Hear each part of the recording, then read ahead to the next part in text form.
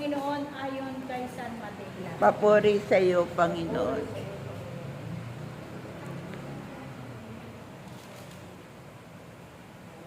Paliwanag sa talinghaga tungkol sa panghahasi.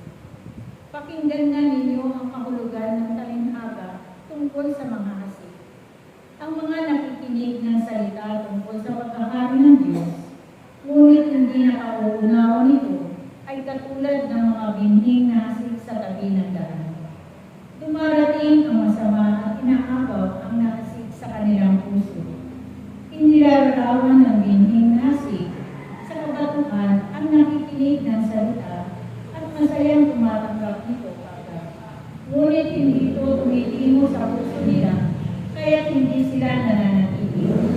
Pagdating ng mga kapighatian, pagpupusig dahil sa salita, agad silang nanlalamig. Inilalarawan naman ng nahasig sa dawagan ang nakikinig ng salita. Ngunit naging abala sa mga bagay ukol sa mundo nito at naging maibigin sa mga kayamanan, ano pat ang salita ay nawalan na ng tuwang sa kanilang puso kaya't hindi makapamunga. At inilalarawan ng nahasig sa matabang lupa ang mga nakikinig ng salita at nakauunawa nito.